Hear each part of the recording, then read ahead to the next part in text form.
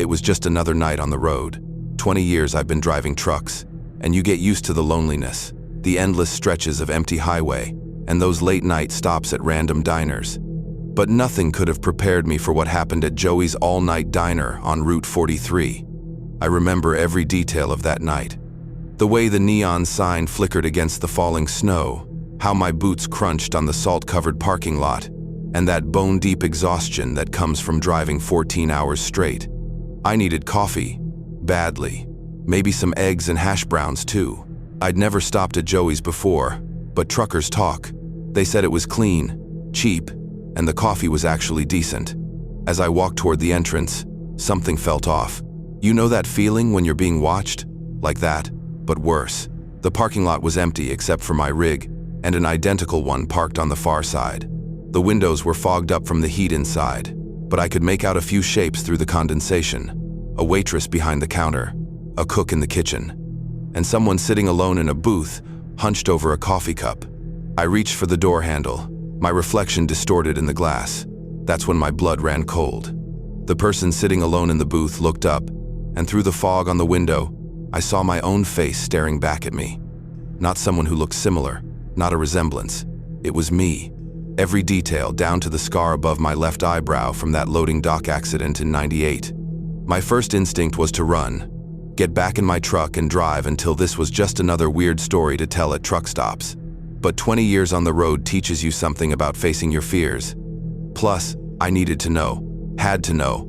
I pushed open the door, and the little bell chimed overhead. The waitress looked up, smile frozen on her face as she glanced between me and myself. The other me didn't move, just kept staring into that coffee cup like it held all the answers in the universe. My boots felt like they were filled with concrete as I forced myself to walk toward the booth. The fluorescent lights hummed overhead, too bright, too harsh. Every step echoed against the checkered floor. The cook had stopped cooking, spatula suspended mid-flip. "Hey," I said to myself. God, how do you even start a conversation like this? The other me slowly looked up and I felt sick. It wasn't just my face. It was wearing my favorite flannel shirt, the one with the tear in the left sleeve that my wife keeps threatening to throw away.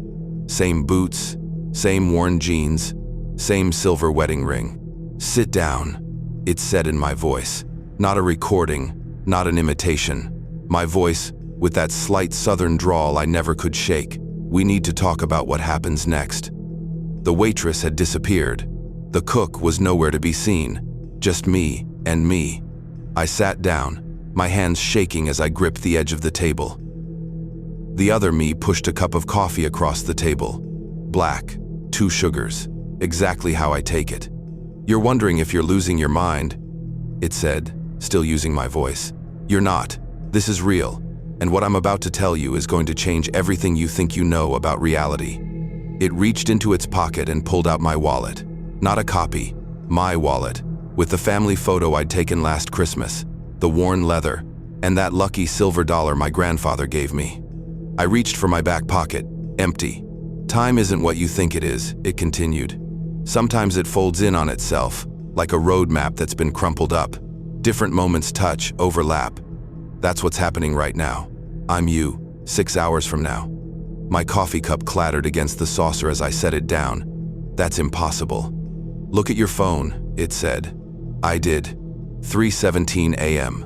Now look at mine. 9:17 a.m., same date. The screen showed 3 missed calls from my wife. "In the next 6 hours, something is going to happen," my future self said, leaning forward. "Something terrible. I've been trying to prevent it, but every attempt just makes it worse. That's why I'm here, breaking every rule there is about temporal mechanics." The diner's lights flickered, and for a moment, everything seemed to shift slightly to the left, like a television with bad reception. Outside, the snow had stopped falling. No, it was falling upward, back into the sky. "There's a pileup coming," it continued. "Mile marker 167, black ice. You'll try to avoid it. Jackknife the trailer. 37 vehicles involved, 18 fatalities." My mouth went dry. "How do you know all this?" "Because I lived it, twice now. The first time, I tried to warn the highway patrol. They didn't believe me. The second time, I tried to block the road with my truck. That just made it worse. 23 fatalities that time. The lights flickered again. When they stabilized, I noticed something I hadn't before. A thin line of dried blood running down my double's temple. "This is my last attempt," it said quietly. "We're running out of chances." The coffee between us had gone cold, but neither of us noticed.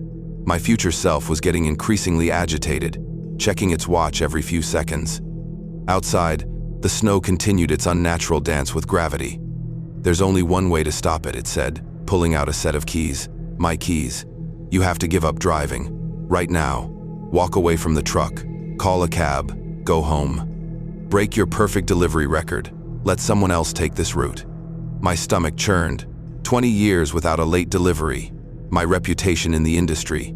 The bonus I was counting on for my daughter's college fund. And if I don't? My double pushed up its sleeve, revealing a hospital bracelet. "Then you'll wake up in 3 days, in a hospital room, knowing you could have prevented it all." The weight of those lives, it never goes away. The lights flickered again, more violently this time. Through the window, I could see reality itself seeming to bend and warp. The other trucks in the parking lot appeared and disappeared like ghosts. "Time's collapsing," my double said. "Whatever you're going to do, you need to decide now." The diner started to shake. Coffee cups rattled on tables, and the neon sign outside exploded in a shower of sparks. My future self stood up, grimacing in pain. "It's happening again," it said, clutching its head. "Reality's trying to correct itself. Two versions of the same person can't exist in the same time for long. Make your choice." I looked down at the keys on the table, then at my phone. 3:43 a.m. The accident would happen in just over 2 hours. Through the window, I could see my truck, both versions of it, flickering like a bad television signal. The snow was falling sideways now, defying all laws of physics. My double started to fade, becoming transparent. "Remember," it said, its voice echoing strangely. "Mile marker 167. Black ice. You can't save everyone by being a hero. Sometimes being a hero means walking away." I reached for the keys just as the lights went out completely. When they came back on, I was alone in the booth. The waitress was back, the cook was at the grill, and everything looked normal. Except for the keys. There were 2 sets on the table. I pulled out my phone and dialed dispatch. "This is truck 437. I'm going to need a replacement driver. Family emergency."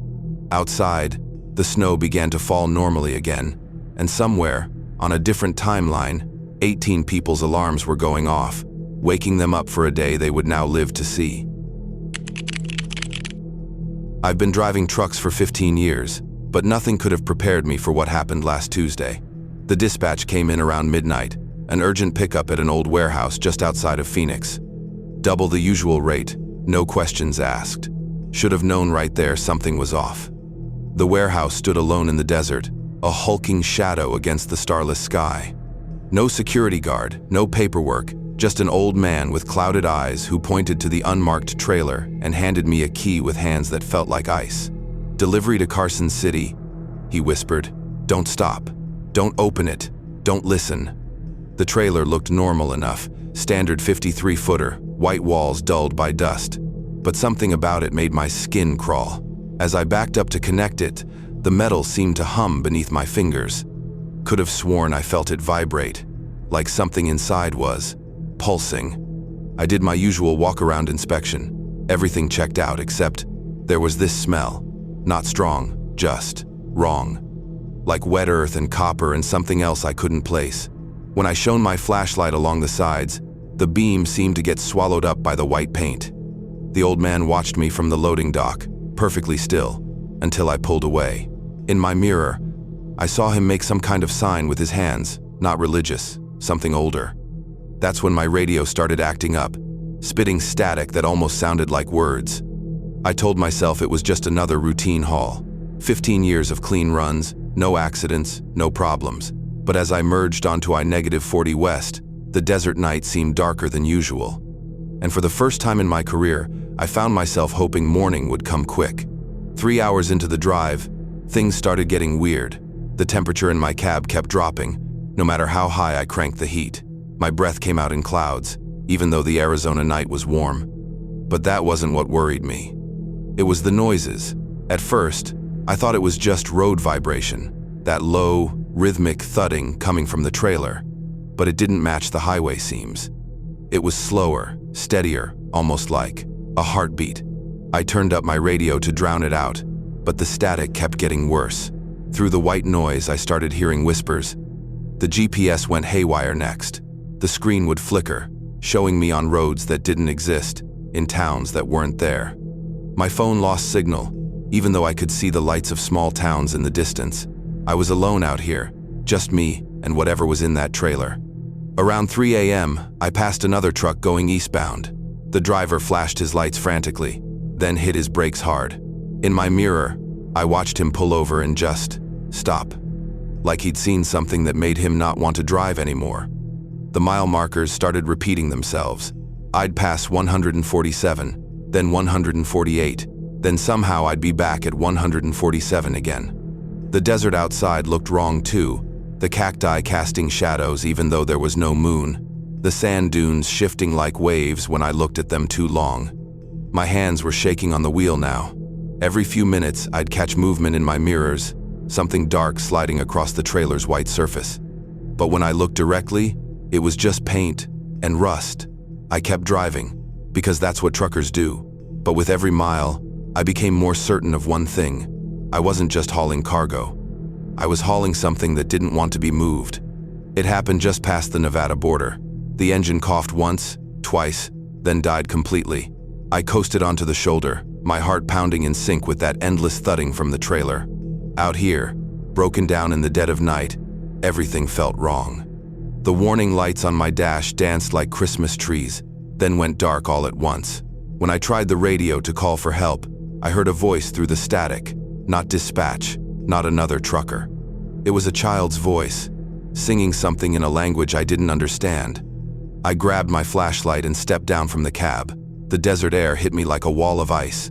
My breath frosted in front of me, even though it had to be at least 70 degrees.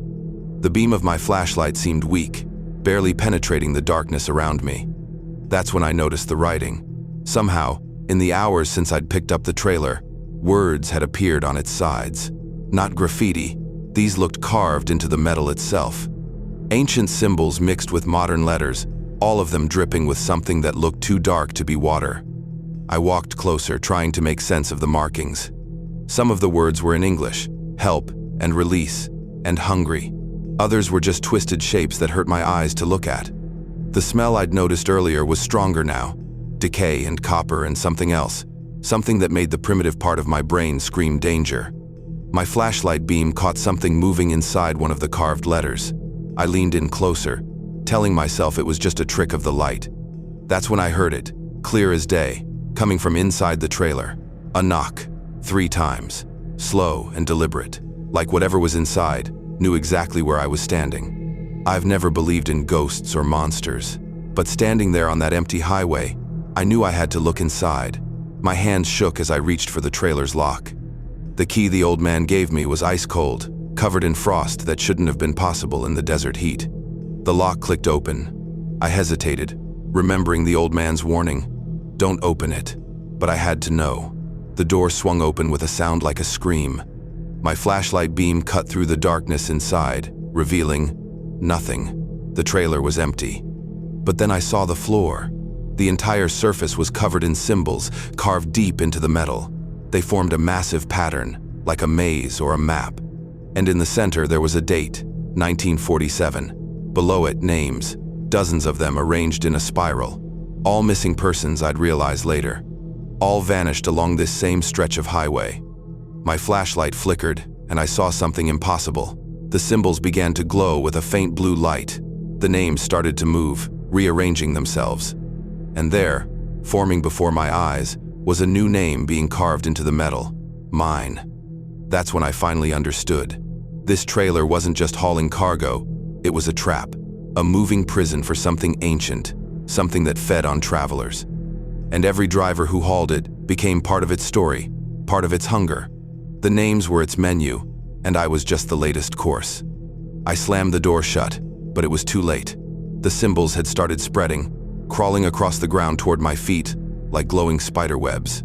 The thudding from inside the trailer had become a roar, and now I knew what it really was. the sound of countless hearts beating in unison, the hearts of everyone who disappeared along this road. The glowing symbols reached my boots, and I felt the cold begin to seep into my bones. My flashlight died completely, but I could still see. Everything was illuminated by that sickly blue light now. The trailer had started to transform, the white walls turning transparent like dirty ice. Inside, I could see them, shadowy figures pressing against the walls, their faces distorted in silent screams. All the missing drivers, passengers, hitchhikers. Their hands left frost patterns on the trailer's surface as they reached for me, begging to be freed or trying to pull me in. I couldn't tell which. I ran for the cab, but the symbols followed, spreading across the truck like hungry vines. The engine roared to life on its own, but I wasn't in control anymore. The steering wheel turned by itself, trying to pull us off the road, toward the deep desert where no one would ever find me. Fighting against the wheel, I remembered something my grandmother once told me about evil things. They often had rules, weaknesses, the old man's warnings: don't stop, don't open it, don't listen. I'd broken 2 of those rules already, but maybe the 3rd. I started singing, loud as I could, anything to drown out the whispers and screams that were filling my head.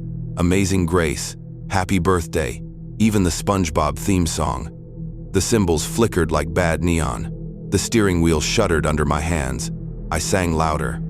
The shadows inside the trailer began to retreat. The blue light dimmed. I felt the truck responding to my control again. As the first light of dawn broke over the horizon, I knew I'd found its weakness. These things, these ancient horrors, they couldn't stand the sound of joy, of life. They fed on fear and silence, and I wasn't going to give them either. I drove that truck straight to the nearest way station, told the police everything, showed them the symbols, the names. By the time they brought in their investigators, though, the trailer had turned ordinary again. Just a dusty white box with no markings. They thought I was crazy, or drunk, or both. But they did find something. Under layers of paint and metal, they discovered bones. Lots of them, fused right into the trailer's structure. Carbon dating put some of them at over 500 years old. The trailer disappeared from the impound lot 3 days later. No cameras caught how it happened. I quit trucking after that. Couldn't get back in a rig without hearing those whispers, feeling that cold. But I keep tabs on missing persons reports along I-40. Every few months, another driver vanishes, always hauling an unmarked white trailer, always at night. I'm breaking my silence now because I saw it again yesterday, right here in my hometown, backed up to a loading dock. New company name painted on the side, but I recognize the way the shadows moved across its surface. It's still out there, still hungry. So this is my warning to every driver watching this. If dispatch offers you double rate for an unmarked trailer, say no. If you see symbols appearing on your rig, start singing. And if you're driving through the desert at night, and you pass a white trailer that seems to glow in your headlights, don't look at it. Don't slow down. Don't listen to the whispers. Because it's not just cargo in there. It's something older than the roads we drive on. Something that knows your name and has a place for it, carved in ancient metal, waiting in the dark. And it's still collecting, one driver at a time. I never should have stopped at that rest area. Even now, months later, I can't shake the feeling that something followed me home that night. Let me take you back to that moment. It was 3 a.m. on a moonless October night, and I was driving cross-country on Interstate 80. The kind of night where your headlights barely cut through the darkness, and the radio only picks up static. I'd been behind the wheel for 14 hours straight. My eyes were getting heavy, and the coffee had lost its effect hours ago. I saw the sign for the rest area, Pine Grove Rest Stop, 1 mile. It seemed like a godsend at the time. The exit was unmarked, just a narrow road winding into thick woods. I should have noticed how overgrown everything was, how the wooden welcome sign was rotting and barely legible. But exhaustion has a way of clouding your judgment. The parking lot was empty except for one ancient RV parked in the far corner. As I pulled in, my headlights swept across its windows, all covered with newspaper from the inside. The air felt thick when I stepped out of my car, like walking into a spider's web. The only sounds were the ticking of my cooling engine and the wind through the pines. I remember checking my phone. No signal, of course. The bathroom building was about 50 yards away. a concrete bunker with flickering fluorescent lights. I grabbed my flashlight from the glove compartment, more out of habit than necessity.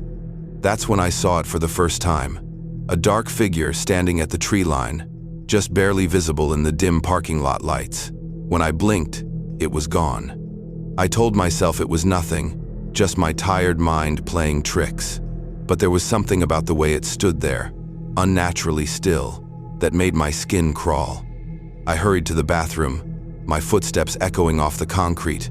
Inside, the fluorescent lights buzzed like angry wasps, and every surface was covered in crude graffiti. I splashed some water on my face, trying to wake myself up. That's when I heard it. Footsteps on the gravel outside. Slow, deliberate steps, getting closer to the door. I held my breath, watching the shadow pass under the door. It paused there, lingering. My heart was pounding so hard I was sure whatever was out there could hear it. The footsteps continued past, fading away, but I waited another 5 minutes before daring to peek outside. The parking lot was empty. My car sat alone under the buzzing lights. The RV was gone, but something felt different, wrong. The air had gotten colder, and the wind had died completely. The trees at the edge of the lot seemed closer somehow, like they'd crept forward while I wasn't looking. And there, between two massive pines, I saw it again. The figure was taller this time, impossibly tall, its head nearly touching the lowest branches. I fumbled with my flashlight, hands shaking as I pointed it toward the trees. Nothing, just darkness and pine needles. But when I lowered the light, I caught movement in my peripheral vision, something darting between the trees, always just out of sight. I ran back to my car, keys already in hand.